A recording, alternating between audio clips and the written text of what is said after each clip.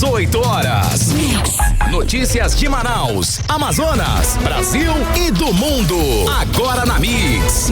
Muito boa noite para você sintonizado aqui na Mix, seguindo a programação agora com o programa 18 horas. A partir de agora até às 7 da noite estamos juntos comigo, Karime Leão e Kennedson Paz. Boa noite, Kennedson. Olá, muito boa noite, Karime. Boa noite a todos que acompanham aqui o 18 horas da Rádio Mix Manaus. E para o nosso programa ficar ainda mais sensacional, só com a sua companhia, mandando aquela mensagem de texto, uma foto, um vídeo e acompanhando a gente no 18 horas, viu, gente? Manda aquele WhatsApp para o número 994887592. E vale também a sua participação para você que nos acompanha ao vivo pela live do YouTube. Manda a sua mensagem de texto.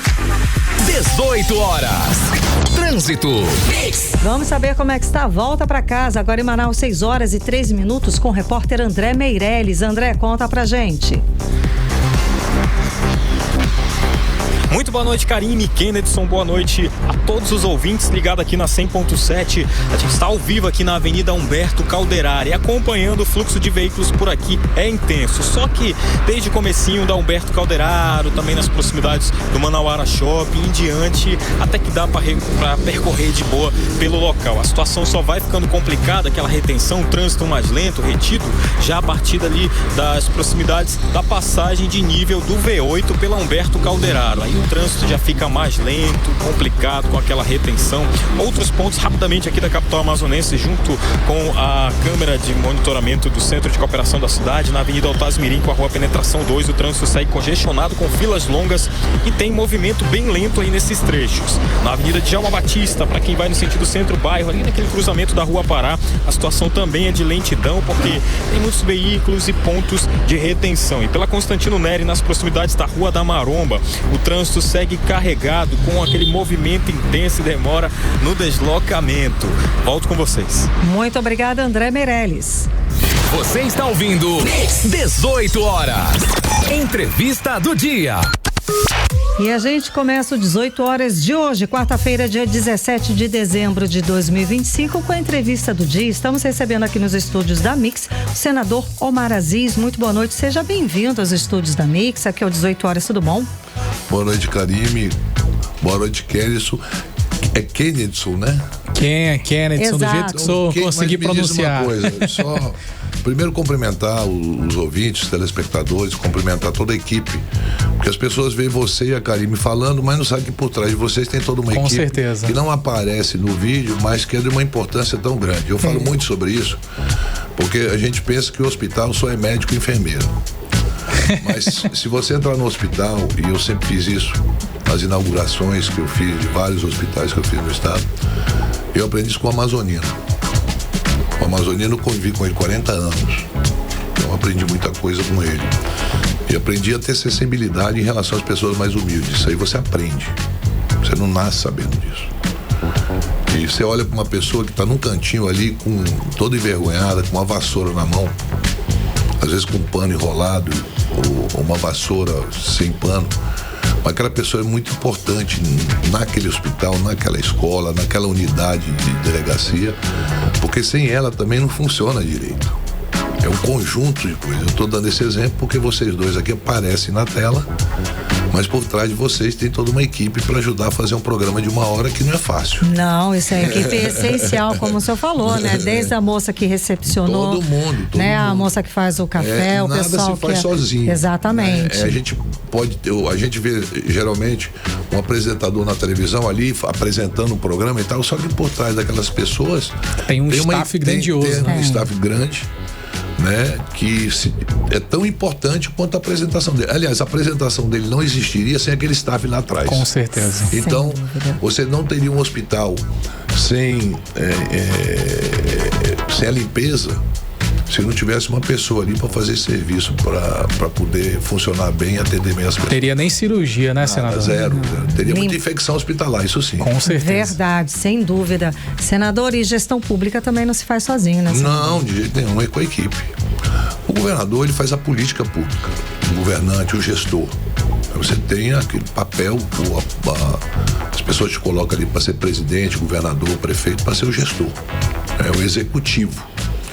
Mas Você tem as ideias e quem coloca isso em prática é uma equipe toda. São pessoas até desconhecidas pelo governador, que trabalham muito e às vezes vão apresentar o projeto já pronto para implantar.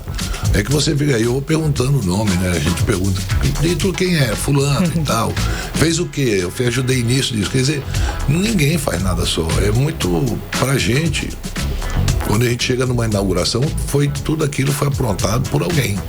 Desde o pedreiro que começou a primeira fundação, até equipar aquela unidade, aquele espaço público que vai servir a população, e depois a equipe que vai trabalhar lá, que você não sabe nem o nome, não sabe o nome das pessoas que vão trabalhar, mas elas vão servir a população através de um programa que você planejou e que uma equipe toda ajudou a construir. Nada se faz só, nada, absolutamente nada se faz. E por isso, vamos falar de aliança, senador, que hoje incendiou aí o cenário político, a entrevista que o prefeito Davi Almeida deu, e que ele afirmou que se precipitou ao anunciar apoio à sua candidatura, essa aliança política. Como é que o senhor analisa esse posicionamento, essa afirmação?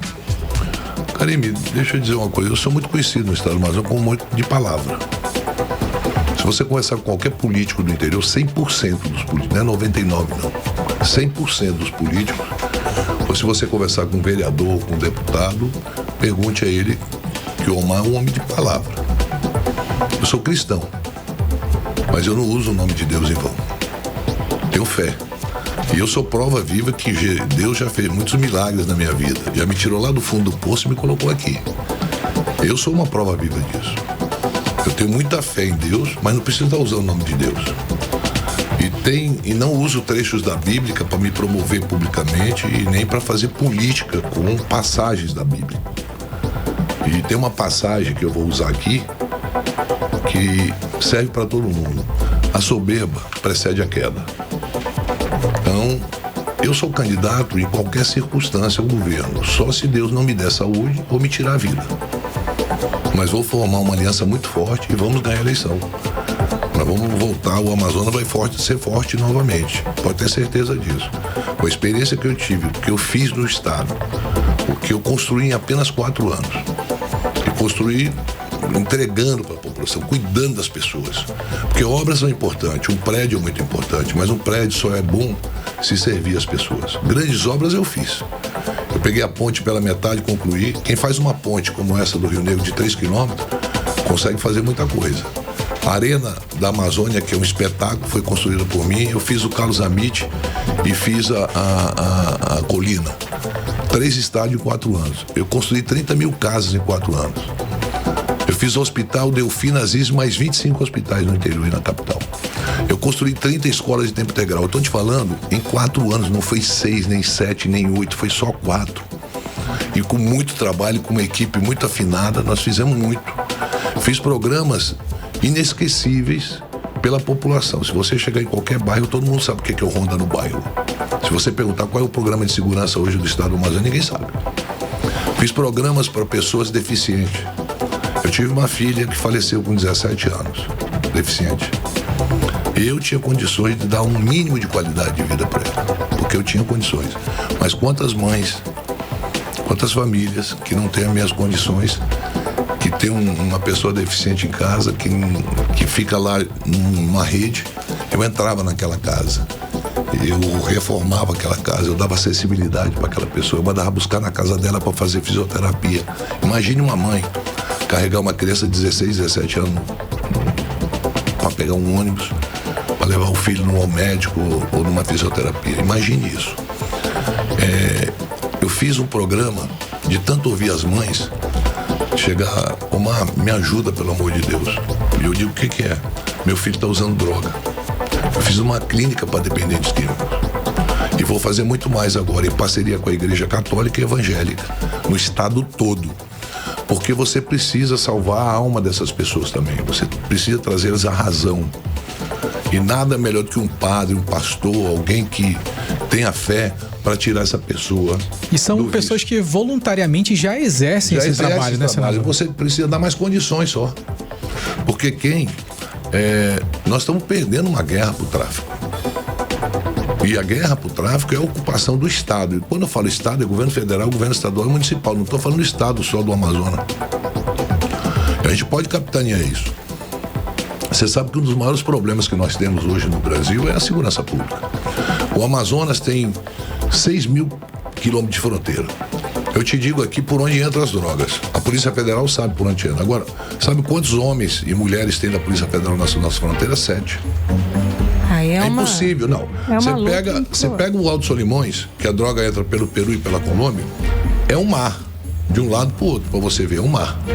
Não é uma coisa, você olhar para uma beira para outra, você não enxerga. Né? Aí você tem o Rio Içá, que vem do Peru, que vai até Santo Antônio do Içá. Tu tem aqui no Rio Negro, entra a droga pela Venezuela, pelo Rio Negro. Entra pelo Purus, pelo Rio Purus, entra lá pelo Acre, vindo do Peru. E pelo Rio Japurá, pela Colômbia, no Rio Japurá. Então são várias frentes de entrada de droga que o problema vai para o município. Porque lá que está o problema, é lá na ponta. Então você tem que fazer a prevenção aqui e atuar na repressão e retirar esse jovem, e é só possível de uma forma, dando condições para ele, porque uma pessoa pobre não tem dinheiro para pagar uma clínica particular. Eu fiz um hospital, uma clínica para dependentes químicos, e escutei muitas mães me agradecendo que eu tinha ajudado ela com o filho. E a gente, quando ameniza o coração de uma mãe, a gente está fazendo um grande serviço. Por mim que a gente tá fazendo. Não é apenas de uma mãe, né, senador? A gente fala de outras pessoas, é um ecossistema de pessoas que são beneficiadas. Quando você tem, é difícil você não ter na família ou alguém conhecido que não tem usuário, infelizmente, que não esteja doente. Eu não trato essas pessoas como marginais. Eles têm pai, têm mãe, têm irmãos. E o pai e a mãe não querem isso pro filho. Ninguém coloca o filho no mundo para ser marginal ou ser um dependente químico, um doente. Porque são pessoas doentes, que têm que ser tratadas. Se a gente tratar a doença tanto do lado científico, que é o médico, o psicólogo, o psiquiatra, assistente social, e do lado espiritual, ajuda demais. É melhor, às vezes, o lado espiritual, por isso que eu quero engajamento e vou ter, porque eu estou conversando com a igreja, já conversei com o Dom Leonardo, o padre Vinícius, que cuida da Fazenda Esperança, já esteve comigo conversando. Eu tenho ajudado muitos municípios a ampliar a Fazenda Esperança hoje, agora. Tem 7, 8 municípios do estado que estão ampliando a Fazenda Esperança. Eu conversando com os prefeitos, ajudando da forma que eu posso ajudar, porque isso destrói. O pai culpa a mãe culpa o pai, e quando nenhum dos dois tem culpa, porque ninguém quer aquilo pro filho. Senador, e é uma realidade. A questão da segurança é uma realidade. Inclusive, nossa equipe foi às ruas e a gente vai ouvir alguma pergunta a respeito, se eu não me engano, a respeito da segurança pública. É a técnica de enfermagem, a Maria Heloísa, ela é preocupada com segurança pública. Vamos ouvir a pergunta dela. Como fica em questão de segurança, porque a gente sabe muito bem que a segurança em Manaus não é uma das excelentes, digamos assim, né? Às vezes a gente se sente muito inseguro em certos pontos da cidade. Por exemplo, eu como mulher, às vezes voltando para casa tarde da noite, 10 horas da noite, me sinto bastante insegura quando estou numa rua isolada, justamente por conta da falta de segurança. E no caso, a gente gostaria de saber, né, se a segurança iria aumentar. 18 horas. Sim, deixa eu explicar. O nome dela? É Maria Heloísa. Maria Heloísa, deixa eu dizer. Isso é uma pergunta que todas as pessoas fazem. Isso é uma pergunta que ela está fazendo, mas que muitas pessoas querem saber. Vamos lá. Eu, quando fui secretário de segurança, eu criei o Galera Nota 10. Eu fui secretário de segurança quando o Amazonas era governador. E nós acabamos com as galeras de Manaus.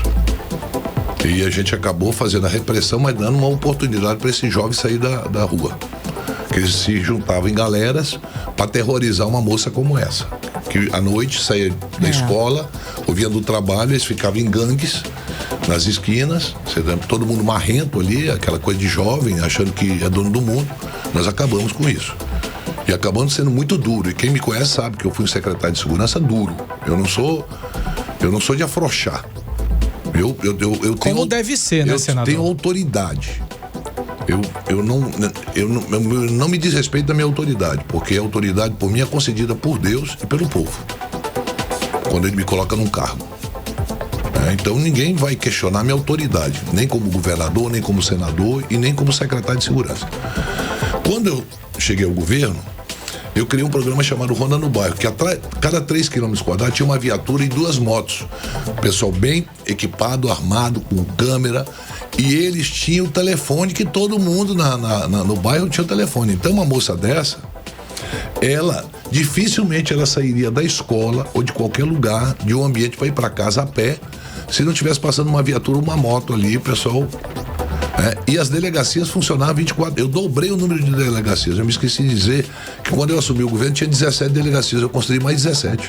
E funcionavam 24 horas. Agora você tem que construir mais. Mas para que isso aconteça, não vai acontecer da noite pro dia. Por quê? Eu tenho que fazer concurso público para delegados e para agentes, para que a gente possa ter delegados 24 horas trabalhando, delegacias abertas 24 horas, todas as delegacias funcionando 24 horas. Para isso eu preciso porque a segurança pública não funciona só com armamento, equipamento, são com pessoas, seres humanos. E esses seres humanos têm problemas, como eu tenho, como você tem, ele tem problema em casa com a mulher, tem problema com os filhos. É um ser humano, a gente não pode tratar o policial militar ou policial como uma máquina. Não, esse cara aí pode tudo. Não, ele não é uma máquina, é uma pessoa vulnerável como eu sou.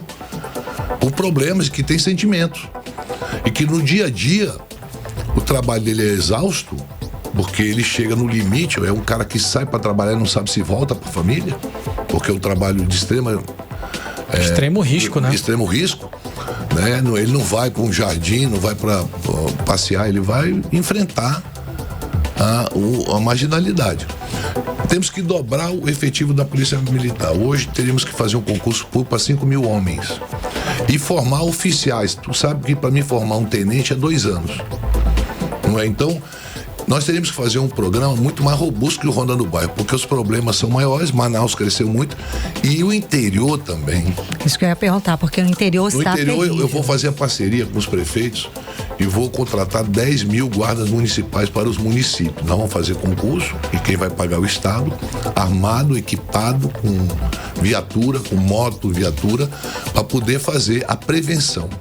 Em conjunto com a Polícia Civil e a Polícia Militar, você dá um atendimento à população, e a prevenção é a visibilidade.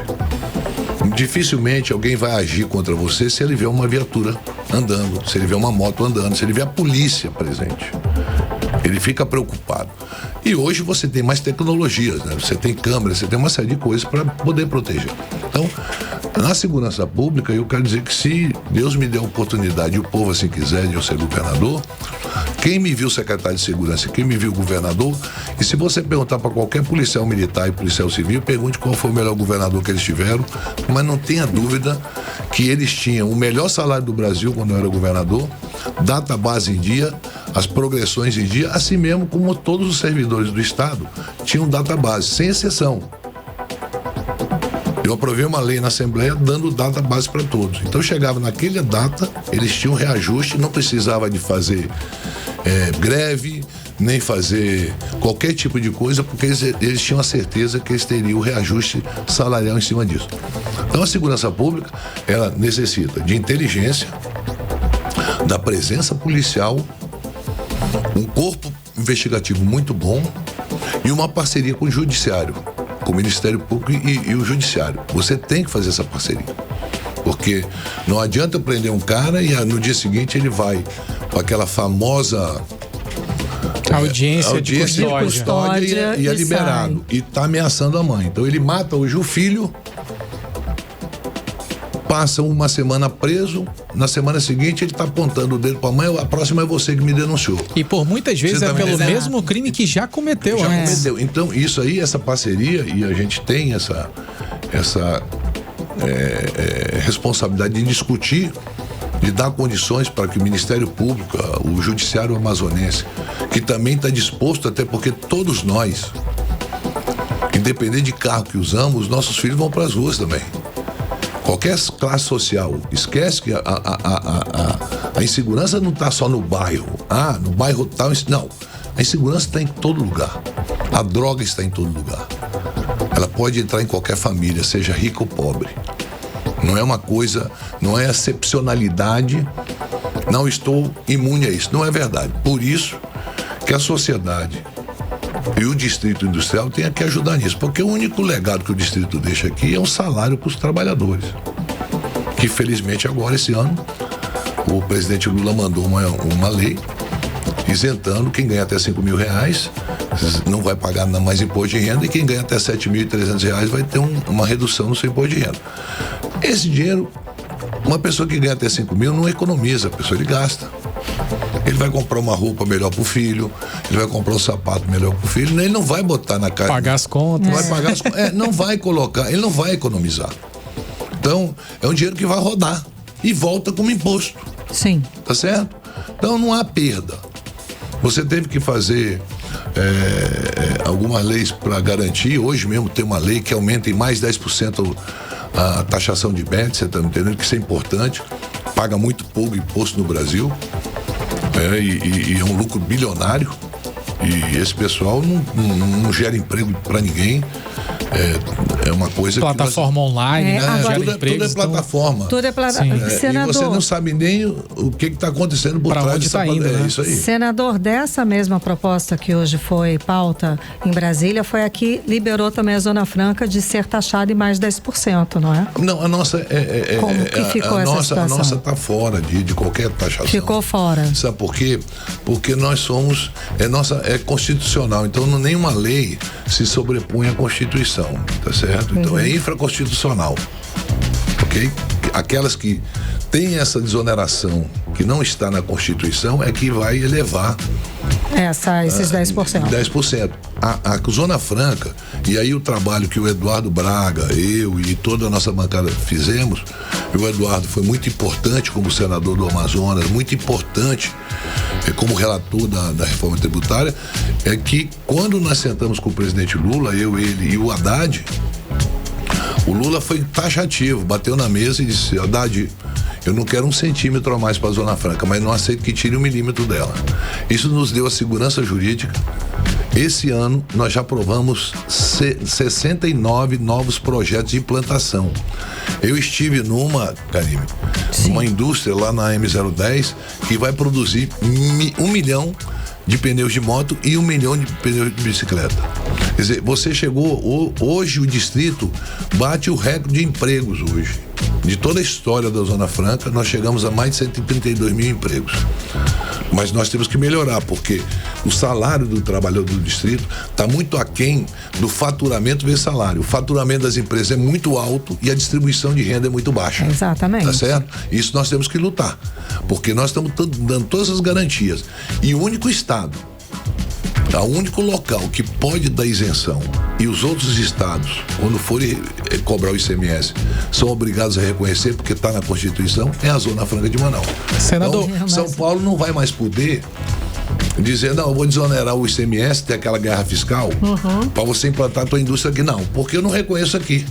Sim. Tá certo? Como sai da origem para o destino, a cobrança, no destino o governador não vai reconhecer. Ele vai cobrar cheio o ICMS. Mas da Zona Franca, todos os outros 26 estados são obrigados a reconhecer que a Zona Franca de Manaus e o comércio da Zona Franca de Manaus tem os incentivos garantidos pela Constituição e pela emenda constitucional, a PEC, que nós aprovamos. Ótima notícia. Senador, estava junto com o senhor em um outro evento recente sobre esses incentivos ao modelo econômico de quem está no interior do estado. Se a gente está falando de Zona Franca, é capital, só que no interior do estado a gente fala sobre modelos econômicos, a gente sabe que tem muito potencial no interior do estado. Eu queria que o senhor falasse, o senhor tem propostas também para esses modelos econômicos agrícolas, dos pequenos agricultores, da extração mineral, se a gente tem também outras possibilidades para o interiorano, para aquelas pessoas que estão lá no interior do estado, para produzirem mais, melhor e também faturar. Olha só, quando nós fizemos a ponte, muita gente dizia que a ponte é de lugar nenhum para nenhum lugar, né? Não sei se vocês lembram. Sim, polêmica. É igual o bombódromo lá em Parintins. Isso, né? É um sonho. Olha, não, foi. Depois eu vou contar a história do bombódromo para vocês, como foi. Eu estava com o Amazonino quando a gente foi a primeira vez à festa de Parintins. Ele não era nem governador ainda, era prefeito de Manaus. Quer que nós fomos a primeira vez a Parintins na década de 80, ele se elegeu em 86, nós fomos em 84, né? Deixa eu dizer para você, Ken e Karime, para quem está nos ouvindo e vendo nesse momento. Eu estive em Rio Preto da Eva. A irrigação que está sendo feita para plantar café, a saca de café está R$ 1.500. Eu fiquei maravilhado com o café, muito bom, tá? Muito bom nosso café. E açaí sendo plantado com irrigação, porque o açaí, ele é extrativista e é sazonal, ele só dá numa época do ano. Então você não tem como ter ele o ano todo para você. E agora a pessoa que está plantando lá o açaí, ele está comprando um equipamento para tornar o açaí em pó, como leite ninho. O leite tornado, é isso, para poder exportar. Você sabe que a nossa castanha, todo dia que a gente produz no interior do Amazonas, é exportada, nem passa por Manaus, tá? Ela é envelopada a vácuo, vai embora. Mas nós temos no setor primário, dá para investir bem, com tecnologia. A Embrapa hoje faz um trabalho espetacular. Olha, o pau-rosa, por exemplo. O que é o pau-rosa para ti? Você sabe o que é o pau-rosa, Karime? É uma planta natural daqui da Amazônia. Nossa. E que tu sabe para que ele serve? Muitos benefícios no cosmético. No cosmético. Ele é o maior fixador que existe no mundo. A pessoa diz assim, eu estou usando o perfume Chanel 5. É cheiroso o dia todo, você fica... Não é o Chanel 5. É o fixador. É o fixador. E hoje você sabe que a indústria de cosmético, e eu quero trazer a indústria de cosmético para a Zona Franca, porque nós temos 3 ou 4 segmentos importantes. Você tem o eletroeletrônico, você tem polo de 2 rodas, você tem a polo de informática, correto? Com certeza. Então você tem que trazer novos polos, então têxtil, cosméticos. Estava falando sobre... Hoje, não é só a mulher que usa cosmético, o homem está usando muito cosmético. É um negócio que dá uma renda muito grande no estado. E aqui, se você conversa com os povos originários da Amazônia, principalmente do Amazonas, que eu converso muito com os indígenas, com as etnias diferentes, eles trazem esse ensinamento. Só que eles nunca produziram isso para poder ganhar, porque eles não têm ambição. O indígena não tem ambição. Ele é uma pessoa que vive da natureza, ele vive daquilo que a natureza dá. Por isso que eu votei contra esse negócio do marco temporal, para proteger os indígenas. Sim, com certeza. Eu tenho uma população indígena aqui, a maior do Brasil, 77 etnias diferentes, eu conheço quase todas, ou todas, certo? Umas muito fáceis de a gente tratar, outras com mais dificuldade, até porque eles têm uma reação a gente. Mais Você isolado. fala em minério, por exemplo. O indígena, ele nasce pobre, debaixo de uma riqueza enorme, vive pobre, na pobreza extrema, morre pobre e é enterrado perto da riqueza que ele teve a vida toda, sem poder explorar sustentavelmente. Não é insustentável, não é chegar e acabar. O que aconteceu com os Yanomamis lá em Roraima foi porque eles deixaram os brancos entrar. Agora pergunta para os Yanomamis do Amazonas, lá em cima em São Gabriel, eles mesmos extraem o ouro, vendem e não vivem mal não. Sim, com certeza. Você chega em São Gabriel, tu vai no restaurante, eles estão lá almoçando, e eles estão bem vestidos, você tá me entendendo? Mas tem 1.000 para te entrar lá. Vai lá, numa comunidade daquela. E eu conheço as comunidades. Tô falando porque conheço, não é porque alguém me contou. Você tá me entendendo? Então, nós temos aqui em Altazes potássio. Uma das maiores minas de potássio do mundo. O Brasil compra 95% do seu fertilizante. O agronegócio brasileiro é um negócio que cada dia mais evolui, cresce. né? Com toda a taxação que os Estados Unidos fez a gente, nós exportamos mais. A China disse, não, eu quero a soja toda de vocês. Eu quero o milho de vocês. Não passamos dificuldade. Não passamos dificuldade. Pelo contrário. O presidente Lula encarou isso sem aquela, dando uma de valentão, de machão e tal. Tranquilamente. Tranquilamente, você tá me entendendo? Sentou, negociou, tá negociando. Teve uma conversa com o Trump. Ele me contou como foi a conversa, há 2 semanas atrás nós tivemos, ele me disse como foi a conversa, aquele teve por telefone que tirou aquela lei magnífica contra o ministro, você está me entendendo? Sim, recente, decisão recente agora. Sim. Como foi a conversa, senador? Foi tranquilo. Hoje eles estão... O que impressionou o Trump no Lula? Ele não conhecia o Lula. não conhecia a história dele. Quando as pessoas que têm relação com o Lula conversaram com o Trump, que tem relação com o Trump, contaram a história, ele passou a ver o Lula de uma forma diferente. Um cara que passou quase 2 anos preso, sai da prisão e ganha eleição para presidente, não é qualquer um. Tá certo? E você lembra que ele passou 2 anos sem choramingar, sem reclamar, sem nada. Você enfrentou todos os pontos. Você pode não gostar dele. Você pode não gostar dele. É um direito não gostar do Lula, não concordar com ele, isso é um direito. Mas os resultados são inegáveis, né? Agora você postura dele. Para nós aqui, para a Zona Franca, foi importante. A melhor notícia que eu tive, eu e o Eduardo, foi em relação a 319, que ele vem em fevereiro inaugurar as 2 primeiras pontes da 319 que estão ficando prontas, 52 quilômetros, e dá licença para o trecho do meio toda. Mas esse é o nosso sonho. A gente sempre fala disso aqui, senador. Será que agora vai? Eu sou persistente, né? Eu não sou uma pessoa de, no primeiro percalço, eu parar. Eu sou persistente. Acho que quando as pessoas perguntam assim, fulano vai te apoiar, não sei o quê, eu digo, amigo, eu sou candidato. Sou candidato. Eu sempre honrei minha palavra e vou continuar honrando a minha palavra. Não tem uma pessoa que pega no meu piso dizendo, você prometeu e não cumpriu. Não, comigo não. Nenhuma obra que o Eduardo deixou em andamento, eu não concluí. Todas eu concluí. Todas, sem exceção. Vocês lembram como eram as campanhas políticas antigamente aqui no Amazonas, que todo mundo na campanha de prefeito com lata d'água na cabeça e tal? Sabe quem resolveu esse problema? Eu e o Eduardo, quando fizemos o programa. Que a gente resolveu o problema da Zona Leste e da Zona Norte de água. É que as pessoas, às vezes, não têm a lembrança. Não tem essa lembrança, a mãe não contou. Eu nasci na Zona Leste, então eu lembro. Hoje é fácil. Mas você lembra o pessoal de carrinho de corrimão? Eu sou da Zona Leste. Hoje não tem mais, amigo. Lá onde tem os bairros consolidados, não nas novas mais afastados, os novos. Não, esse não. Ainda não chegou, mas pode chegar. A água tem quantidade, porque o que se produz de água, que se trata ali no programa é muito grande. Então nós temos hoje água em quantidade para a população de Manaus, né? Se a empresa de Manaus, Água de Manaus, não está levando a água, é por incompetência dela, não é por falta de água. É que nem energia. Nós temos problema na distribuição, nós não temos problema na geração. Sim. Que problemão, né? Com o Leão, agora com essa nova empresa, que parece que está aí, eles têm que fazer um investimento na ordem de 4 bilhões na distribuição. 4 bi na distribuição. Foi negligenciado durante anos e agora para recuperar, né? Nós temos que fazer, porque hoje qualquer temporal a energia vai embora, você vê um transformador espocar, você vê um fio cair, falta de quê? Manutenção. Então muita gente foi para energia solar, foi muita gente para gerador e tal, por uma segurança. Mas nós já tivemos um problema aqui de falta de geração de energia. Hoje não é falta de geração. Quando falta energia, não é a geração.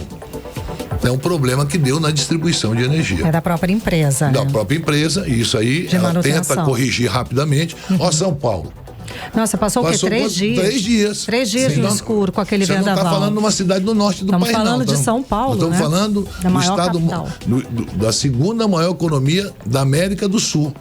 Porque São Paulo é maior do que a Argentina, é maior do que o Uruguai, é maior do que o Paraguai, é maior do que todos os outros países da América do Sul. É maior do que a Colômbia, é maior do que a Venezuela. A economia de São Paulo. A segunda maior economia da América do Sul, primeiro é o Brasil e segundo é São Paulo. Sim. Tá? Então, faltou energia, vocês assistiram pela televisão. Então, não é uma coisa isolada. Aqui o nosso problema não é geração, é distribuição, e a gente espera que esses investimentos cheguem. Até porque isso dá uma garantia, uma segurança para quem investe.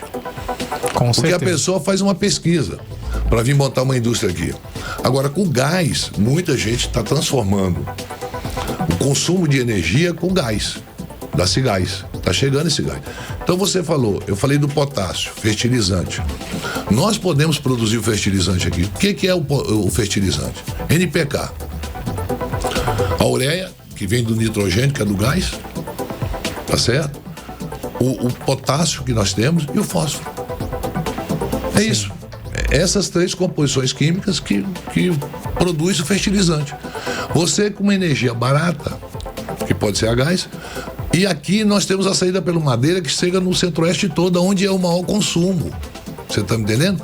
Essas embarcações, essas barcaças, elas podem vir com soja para levar para fora do Brasil. Já está acontecendo. A Amazonas se tornou um corredor do agronegócio. Existe muito transporte. Só você pega o terminal. Sim. Você pega o terminal em Itacoatiara, que é o terminal graneleiro ali. Você pega ali em Itacoatiara, também na comunidade Novo Remanso, tem um grande porto lá. E os terminais que nós temos aqui, você vem navio aqui com 2.000, 3.000 containers. Sim. Eu fui a BR-319, fizemos uma visita, eu e o Eduardo. Saímos daqui 7 horas da manhã, fomos chegar lá, já era 10 horas da noite. Nós levamos quase 13, 14 horas para chegar. Mas não é porque a estrada estava tão ruim, até porque não estava chovendo, muita poeira, porque não é asfaltado. Não tem pavimento, né? Porque nós fomos parando de comunidade em comunidade. Fomos parando de comunidade, conversando com as comunidades e tal. E quando você olha aquelas pessoas que estão ali isoladas, sem assistência médica, sem absolutamente nada, sem ter uma escola às vezes por filho, e você vê como é triste a gente vê essas pessoas e são iguais a gente, essas pessoas são iguais a gente, elas merecem ter uma vida melhor. E se você pegar a comunidade de Realidade, lá já chegando a 70 quilômetros de Humaitá, é uma comunidade muito grande que produz muito café. É enorme. Agora tá com problema de energia. Na beira da estrada, eu já vi que na beira da estrada tem café. É isso aí. Então, aqui nós estamos falando sobre o setor primário, piscicultura, que dá para investir muito. Mas eu acredito muito nos estudos que a Embrapa está fazendo para a nossa região. Por exemplo, quem diria que o Amazonas ia produzir café? Pois é. A Puí está produzindo muito café. E pitaia. Sensacional. Mas deixa eu dizer uma coisa. Se adubar e se irrigar, a terra dá. Tá Simples certo? assim, né, senador? Agora, lógico que você precisa de assistência técnica, você precisa de investimento, regularização fundiária. Isso é importante para o produtor. Ele tem uma segurança que ele vai produzir, vai ter quem compre dele. Olha, só para você ter uma ideia, na minha época que eu era governador, nós comprávamos 5 milhões de laranja de Rio Preto da época. Para a rede escolar. Para a rede escolar. 5 milhões de laranjas por ano. Para rede escolar, para fazer suco de laranja. Então, o cara que produzia laranja sabia que a gente ia fazer. Eu fazia 2 milhões de farda, por exemplo. O que nós fazíamos? Uma empresa que ganhava, a empresa vai fazer o seguinte, vai distribuir para várias costureiras na cidade de Manaus.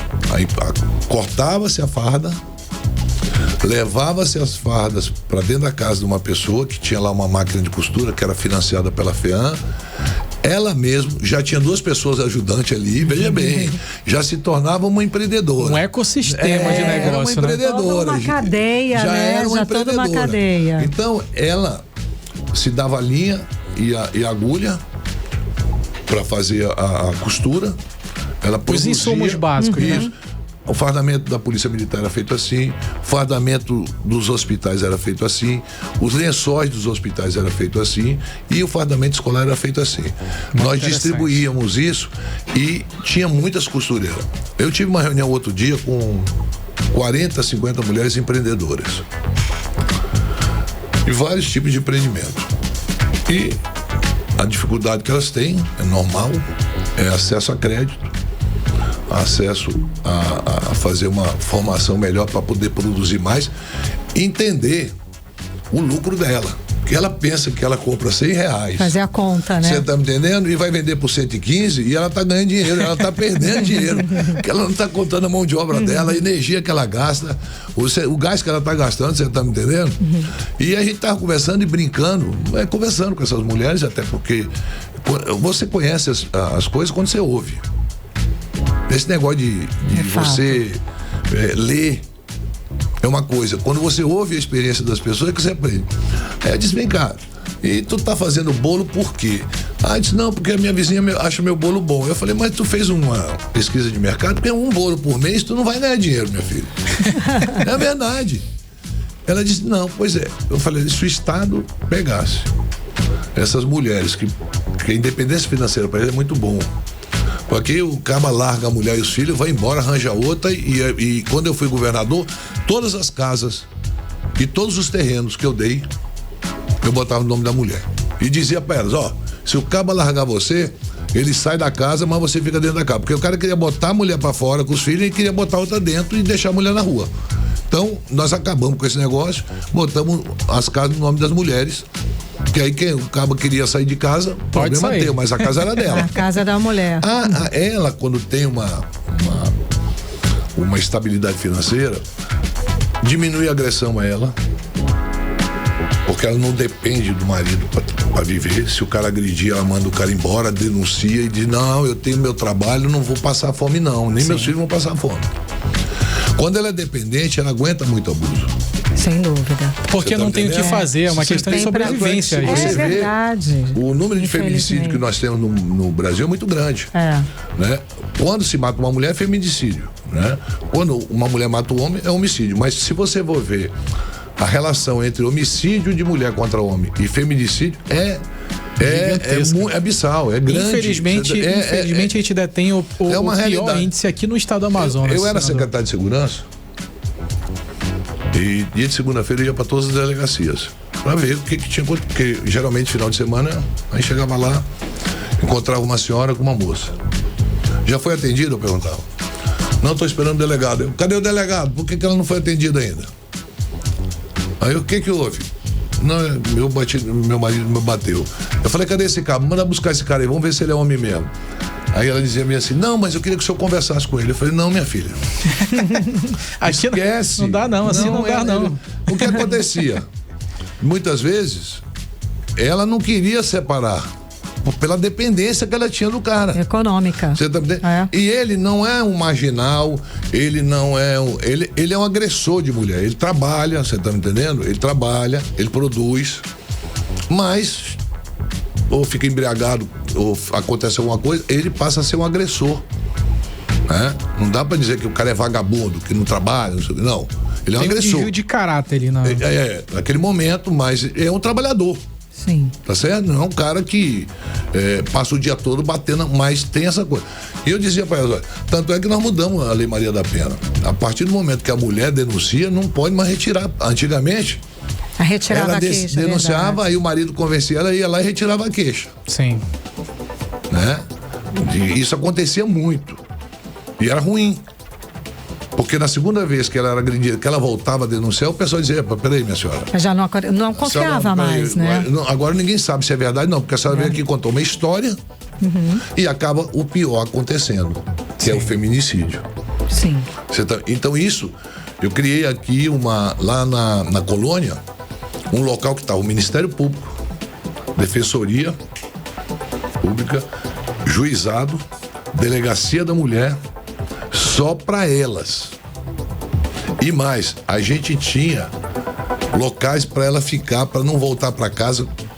Acolhimento, né? Um local. E tínhamos nas delegacias o Homem à Vida, que eram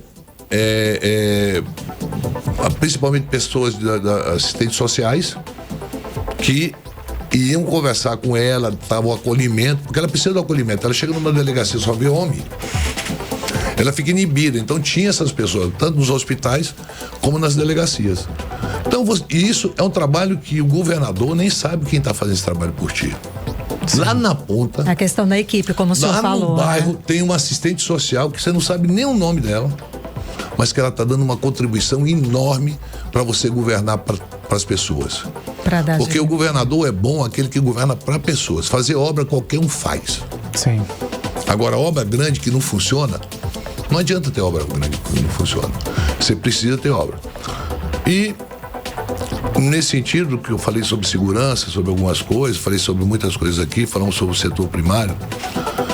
Eu hoje falei uma coisa que é um sonho que eu vou realizar. Por causa da minha filha, que era deficiente, e eu sei da dificuldade que nós tínhamos para cuidá-la, porque era natural, mas tinha condições de fazê-lo. Eu quero fazer um Sara Kubitschek aqui em Manaus. Que sensacional. Com a mesma as especialidades, com a mesma tecnologia enorme, porque essas pessoas eu vou deixar um hospital Sara Kubitschek aqui, vou fazer parceria. Quem constrói uma ponte, como eu construí junto com o Eduardo, quem constrói o Proama, quem faz estádio, quem faz casa, quem faz hospitais, quem fez o Delfim Aziz, quem constrói o Sara Kubitschek também. Senador, exatamente o ponto. Gente, os olhos do senador brilharam agora falando sobre eu vou fazer o Sara Kubitschek. Esse projeto. Senador, a questão tem muita gente que está nos ouvindo que não sabe o que é o Sara Kubitschek. Mas explique, o Sara Kubitschek, por favor. Isso. É o hospital mais especializado para fazer todo tipo de fisioterapia para deficientes. De todos os tipos, níveis de deficiência. É tudo lá, gente. Tem gente que chega lá no Sara que não consegue andar e sai de lá andando.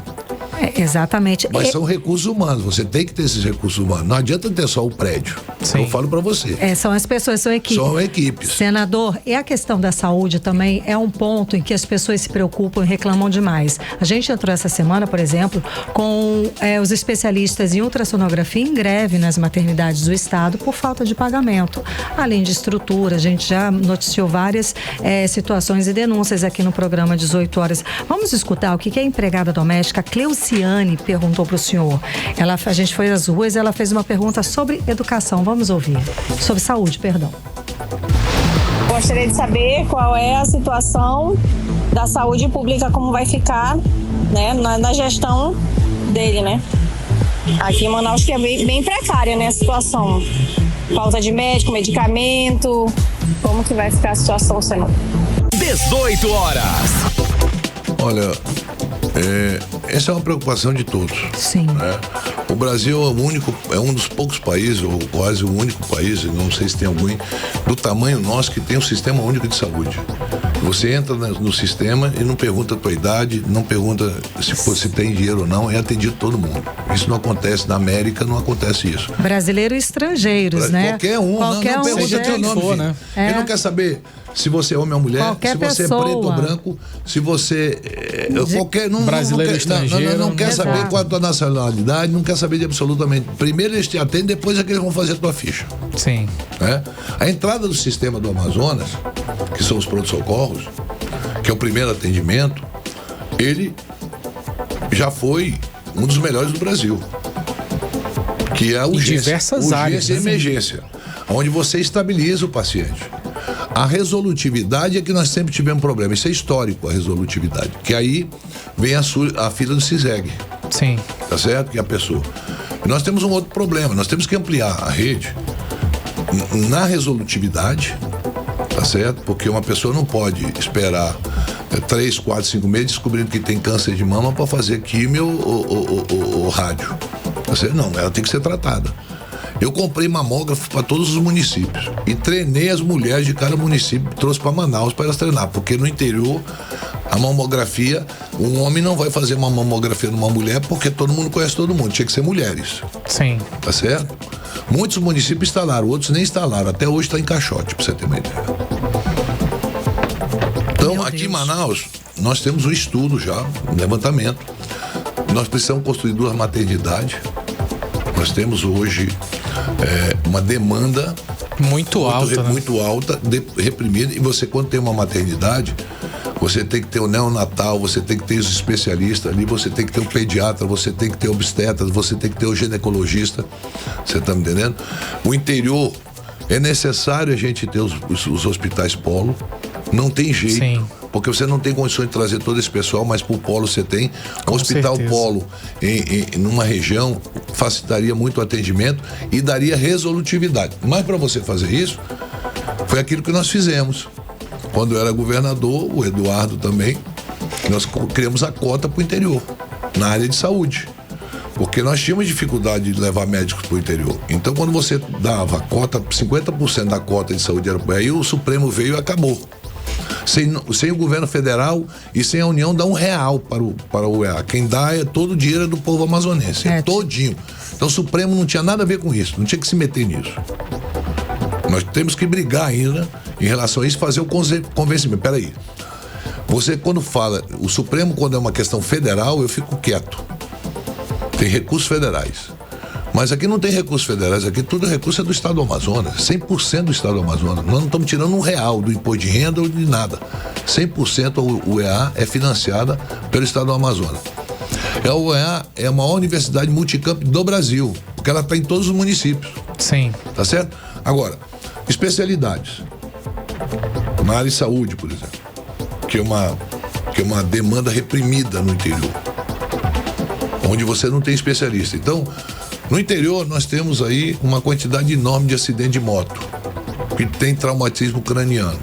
Aí você não tem um neurocirurgião, você não tem um cardiologista, você não tem ortopedista. Especialidades, você não tem. Um especialista desse para ir, muitas vezes vai um cirurgião, ele mesmo faz a anestesia, faz a cirurgia no interior. Ele tem que fazer todo o processo. Ele passa 5, 10 dias lá fazendo, mutirão. Mas isso é mutirão. O acidente acontece todo dia. A emergência, né? É importante as pessoas que dirigem carro e moto, a carteira agora, a CNH é de graça.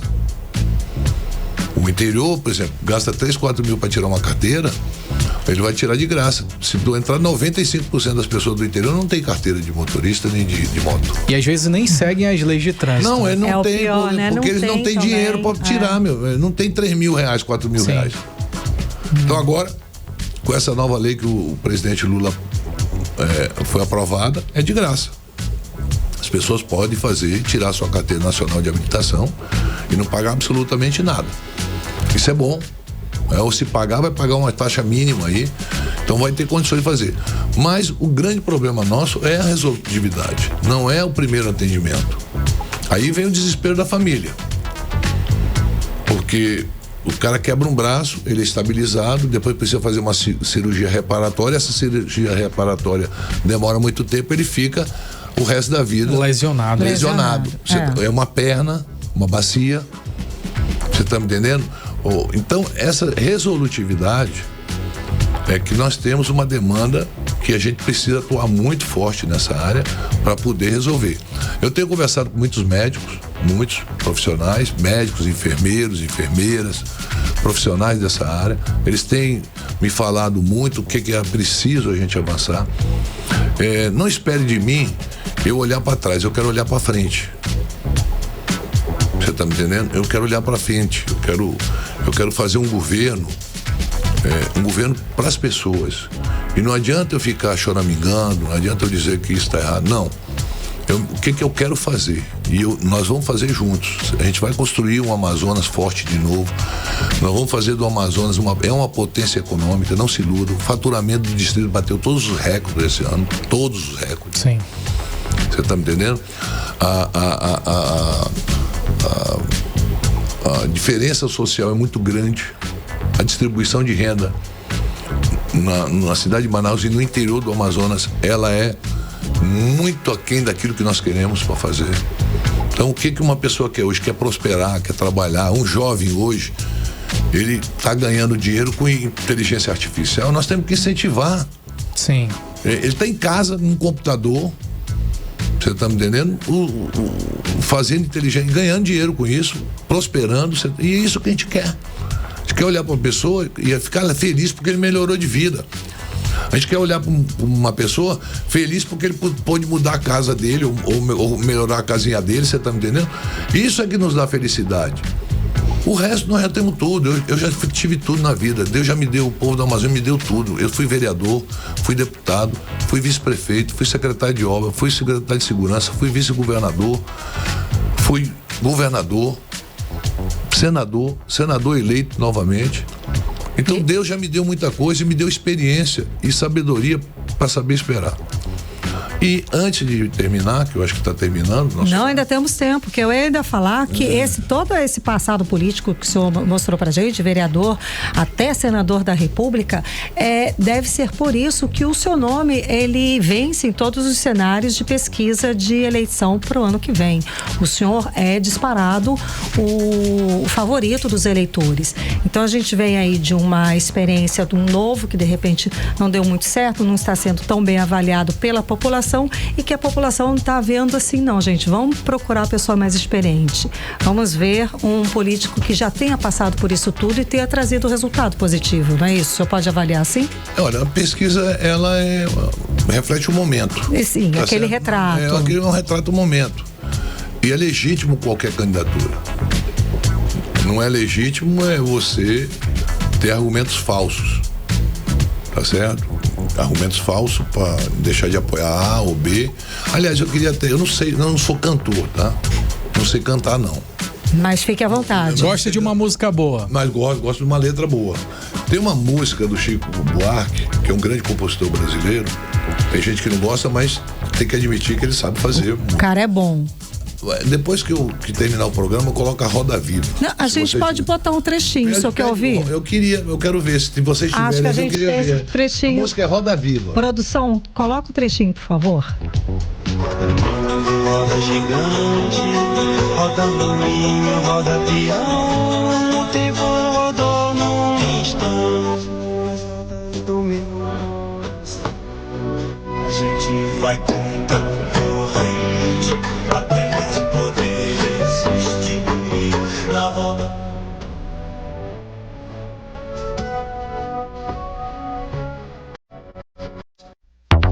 Essa, senador. Essa boa, mas você que está me ouvindo agora, conta. Procura no YouTube, procure uma plataforma, escute a letra, veja a letra dessa. Mais minúcias. Explica pra gente, senador, explica pra gente, a Roda Viva.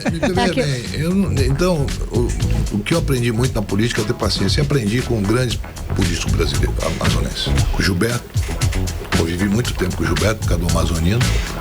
Nós viajávamos no interior, ele ficava lá ele acordava muito cedo, e eu acordo muito cedo, 5h30, 6 horas da manhã. O mestrinho ia bem pra ponta do barco, sentava lá numa cadeira, pedia um café, puxava um cigarro e ficava navegando. Boto navegador. E conversando comigo. E conversava. E o Gilberto, ele não alterava a voz. Ele não alterava a voz. O mestrinho era um cara de um conhecimento amazônico muito grande, tá certo? Ele era uma pessoa que tinha um carisma muito grande, não era uma pessoa alta, mas quando ele chegava no ambiente, ele parecia que tinha 2 metros pela autoridade que ele tinha. O amazonino, eu conheci ele magrinho. O Armando era criança. A Lívia, a Cristina e a Lívia era criança. São os filhos do Amazonino Mendes, né? O nosso eterno governador do estado do Amazonas. Ele teve 3 filhos, tem 3 filhos, e todos com a doutora Tarsila, que era uma pessoa inteligentíssima, a Tarsila, respeitadíssima, discreta na dela, uma primeira dama muito discreta, muito respeitada por todos nós, e que o amazonino temia. Muita gente, tem muito folclore do Amazonas, mas a gente tinha medo da Tarsila. É mesmo, verdade, senador, é verdade. Dizia isso pra ele, ficava louco. Ele tinha medo da Tarsila. E o amazonino era um cara, era um caboclo. A gente saía por aqui, eu me lembro, na década de 83, 84, a gente domingo ia comprar peixe no mercado. Ele comprava 10, 15 tambaqui, a gente ia pro bairro, ele mandava assar no meio da rua, ficava lá jogando dominó, tomando uma cerveja.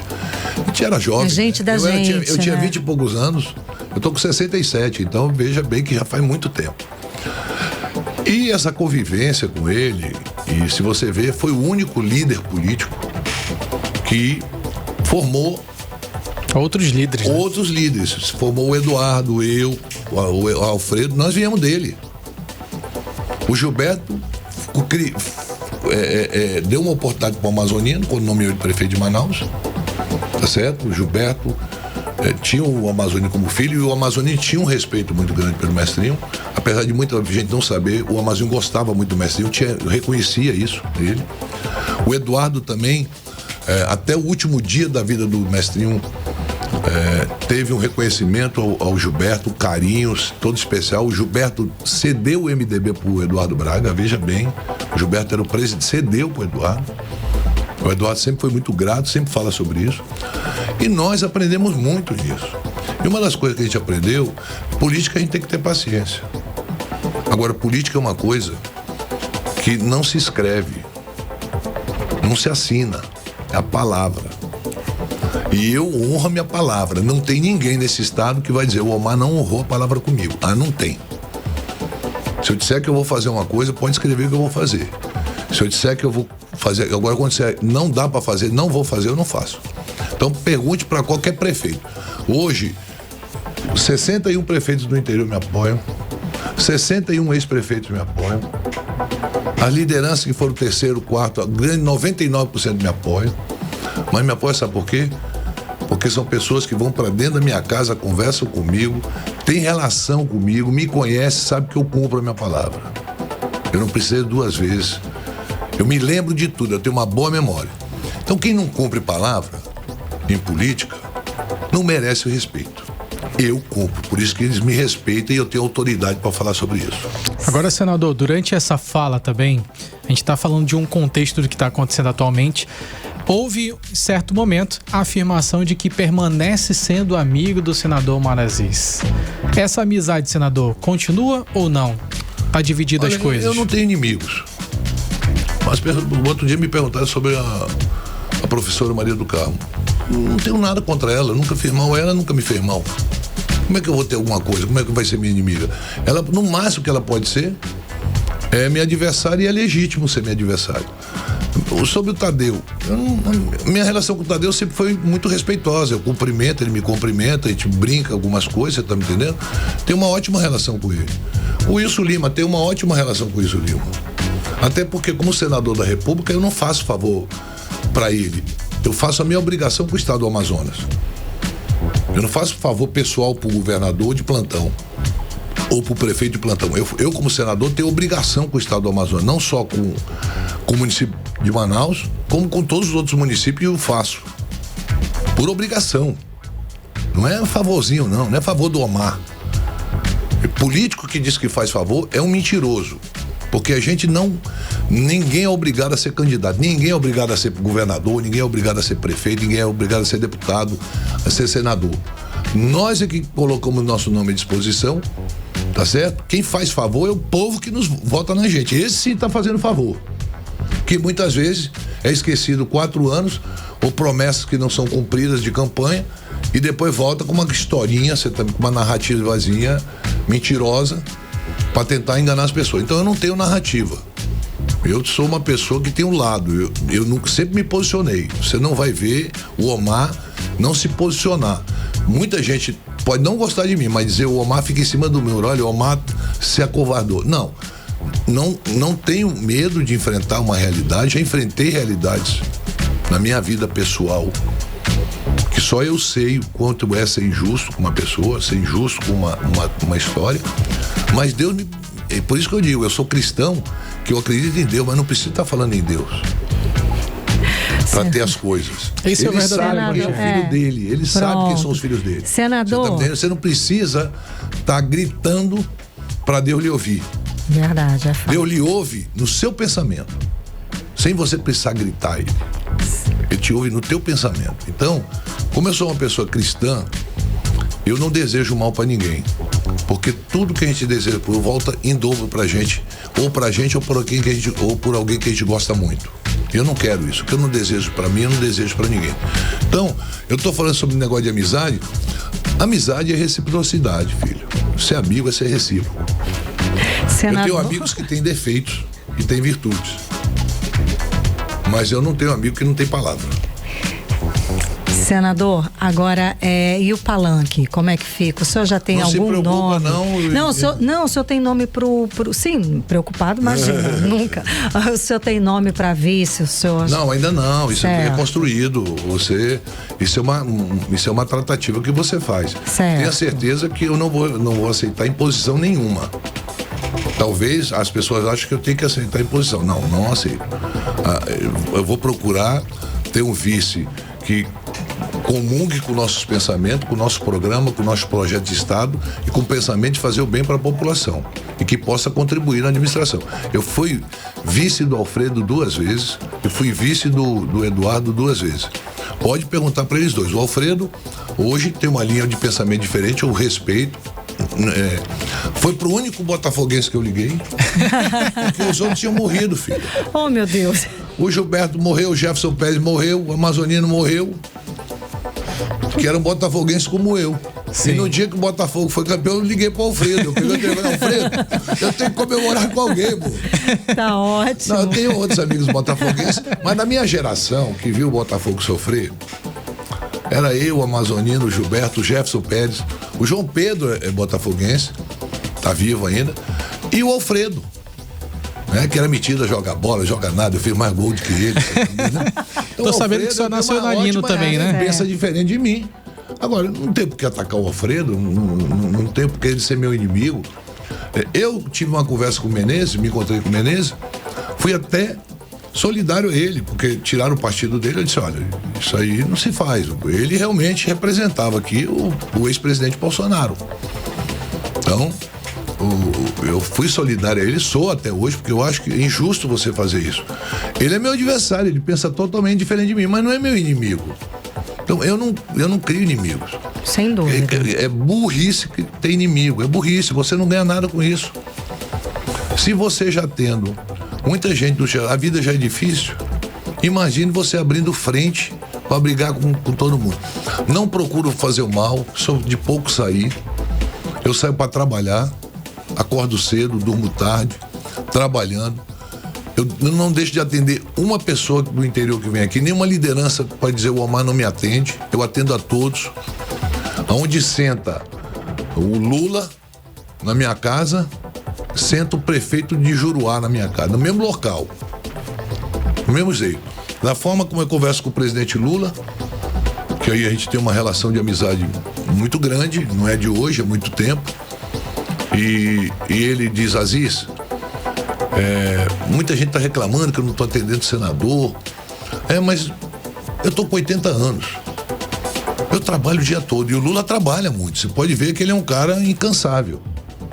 Com a idade dele, ele tem um vigor físico muito grande. Quando dá 9 horas, 9h30, eu vou para casa, eu preciso namorar um pouco. Eu falo, não, presidente, fica tranquilo. Tá certo. Tá certo. Não, vai dizer o quê? Senador, para finalizar, vamos lá. Você falou várias vezes, mencionou o movimento Amazonas Forte de novo, e que está pautado também com a preocupação com o desenvolvimento, justiça e respeito para a população. O senhor pode falar que vão ser pilares do seu governo? Tem que ser. Tem que ser. Você não tem um Estado forte com um povo enfraquecido, com um povo sem atendimento, com um povo sem um governador que tenha sensibilidade para saber a necessidade do dia a dia dele, sem um ombro amigo, sem uma mãe que possa contar com um governador que sabe que vai ajudar a cuidar do filho dela, que é dependente químico, com uma mãe que sabe que nós precisamos cuidar da segurança da filha dela ou do filho dela. Uma mãe que sabe que ela quer uma escola com qualidade. Então, não se faz um Estado forte sem as pessoas estarem fortes. Não adianta nós termos riqueza no nosso Estado e as pessoas viverem na penúria sem ter uma perspectiva de prosperar na vida. É a necessidade de você ter um governador que pense dessa forma. Não dá para fazer isso em meio-dia, meio ano. Eu vou contar uma história aqui para vocês. O Amazinho ganhou a eleição em 86. Em 1987, nós fomos no Teatro Amazonas. Aquele tablado, o pessoal jogava futebol no tablado do Teatro Amazonas. Era um depósito, não era, senador? Eu lembro. Teatro Amazonas, tá? Olha o patrimônio do Estado. Verdade. Aí ele contratou uma empresa, essa empresa trouxe pessoas da Itália para fazer restauração. Não era reforma, não, é restauração do Teatro Amazonas. Foi restaurado o Teatro Amazonas. Aí a cortina de ferro caiu. O amazonino, com a visão dele, mandou trazer músicos da Ucrânia, da Hungria, de país da Alemanha Oriental, daquela parte oriental da Europa. Para quê? Para ensinar os nossos indígenas, nossos caboclos a tocar. Hoje nós temos uma filarmônica de amazonense, porque o amazonino acreditou nisso, ele tinha essa visão. O amazonino, em 84, nós fomos pro Festival de Parintins, era num tablado. Glaucio Gonçalves era o prefeito. Chegamos lá, apresentação, um negócio maravilhoso. O negão disse, isso aqui pode explodir, não sei o que e tal. Falou lá. chegou no governo, em 1987 ele lançou a pedra fundamental do bombódromo em junho. Em junho do ano seguinte ele foi lá inaugurar, em 1988, o bombódromo. Eu tive a oportunidade de ser governador. Em junho de um ano eu disse, vamos aumentar a capacidade, vamos melhorar a acústica, vamos fazer tudo aqui. Fizemos um bombódromo e eu criei o Liceu de Artes Cláudio Santoro, que vou criar isso em Itacoatiara, vou criar isso em Manacapuru, vou criar em vários municípios. E lá, aqueles caboclos lá de Parintins estão no mundo todo trabalhando como artistas, ganhando dinheiro. Reconhecidos mundialmente. São referências. Em todas as escolas de samba do Brasil, eles são chamados para trabalhar. Graças ao quê? Em acreditar nas pessoas, que elas podem fazer esse também, que elas podem melhorar. Então, se eles têm aquela vocação, vamos dar oportunidade para aquela vocação. Não adianta você querer mudar a cultura do povo. Você não vai mudar a cultura do povo. Você não vai mudar a cultura do indígena. Você não vai mudar a cultura do paulista. Você não vai mudar a cultura do... Nós temos é que progredir com a nossa cultura, com as nossas dificuldades, com a nossa realidade. Isso é possível? Sim, é possível. É lógico que você aprende a cada vez. Então, ideias, vontade, não tem essa questão de ser novo ou ser velho. O amazonino sempre foi um brilhante. O amazonino deixou um legado nesse estado. Ele criou a UEA. Ele criou a UEA. Ele fez a UEA. Então você se inspira nisso. O Eduardo foi um grande governador. É um excelente senador da República. O Eduardo foi relator da coisa que mais o Amazonas temia, que era uma reforma tributária que achava que a gente poderia perder. Nós não perdemos absolutamente nada, ganhamos, consolidamos a Zona Franca de Manaus sem problema nenhum. Uma articulação dele, minha, ele líder de um grande partido, eu líder do outro grande partido. Com a nossa relação de amizade, nós conseguimos convencer, e com a ajuda do presidente Lula, a Zona Franca está resguardada constitucionalmente. É constitucional, não é qualquer lei ou qualquer decreto que acaba com a Zona Franca. Tem que mudar a Constituição. E ela não pode ser mudada porque a Zona Franca, ela está numa relação de que medidas não podem ser tomadas contra ela. Então, meu amigo, a gente faz a nossa parte. A gente tem que fazer isso. Então eu penso em justiça social, você também em segurança, em olhar para as pessoas, em pensar o Estado pós-Omar, pós-Eduardo. A gente não precisa estar vivo para ver as coisas acontecer. O Amazônia não está vivo. Mas muita até coisa hoje, que ele plantou tá aí. Tá aí, tá florindo hoje, tá dando fruto. Você tá me entendendo? Sim. Então, a gente não faz pra gente em vida. A gente tem que plantar, é que nem tâmara. Demora. Quem planta a tâmara não come daquela tâmara. Quem vai comer são os netos ou bisnetos. Mas se alguém não plantar hoje, o bisneto lá na frente não vai comer. Sim. Tá certo. Se o governador hoje não plantar, as futuras gerações não vão colher. É nossa obrigação fazê-lo. Tá ótimo. Porque a gente tá nisso, é para isso mesmo. É para fazer, é ajudar as pessoas. Dito isso, eu quero agradecer. A gente que agradece, muitíssimas a conversa. Quero aqui mandar um abraço pro Armando. Soube que o Paulo teve uma indisposição. Ele pegou uma gripe terrível. Essa mudança de clima, ele direto. tá acamadíssimo. Um abraço para ele, melhoras, é logo. Pro Armando, um grande abraço. Para você e por quem, Karime, e para toda a equipe de vocês aqui, que vocês tenham um Natal de muita paz, amém, muita harmonia. E que 2026 seja um ano vitorioso para todos nós. E que o Amazonas possa voltar a ser forte de novo. Amém. Amém. Muitíssimo obrigada, senadora. Obrigada pela sua disposição, pelo seu tempo nessa conversa aqui com a gente no 18 horas, um programa especial para saber as propostas, os pensamentos e análises do senador Omar Aziz. Muitíssimo obrigada. Obrigado boa noite. Boa noite. Agora às 7h16. Vamos direto para o Editorial 18 horas. Editorial 18 horas. Uma informação nada boa para a população da região norte do Brasil. Nenhum município dessa parte do país aparece nas faixas mais elevadas de desempenho de saneamento básico. É o que aponta o ranking da Associação Brasileira de Engenharia Sanitária e Ambiental. A região norte, por exemplo, tem uma baixíssima representatividade no ranking. O fato é reflexo direto das dificuldades históricas de infraestrutura, logística e capacidade institucional daquela região e evidencia a urgência de políticas públicas mais diferenciadas e sensíveis às realidades regionais. Segundo o ranking, a universalização do saneamento básico ainda é exceção no Brasil, onde apenas 63 municípios estão rumo à meta. O número representa apenas 2,54% das cidades analisadas e 1,13% dos municípios brasileiros. Destas, apenas 4 não estão no Sudeste e nenhuma está na região Norte. E o tratamento do esgoto é o principal gargalo para o desempenho das cidades. 18 horas. 18 horas de hoje fica por aqui. Muito obrigada pela sua companhia. Um beijo, até amanhã. Boa noite, Kennedson Paz. Muito boa noite para todos que acompanharam aqui o 18 horas. Tem mais no @18 horas news e até amanhã, gente. Tamo junto. Você ouviu 18 horas. As notícias do Brasil e do mundo. De volta amanhã.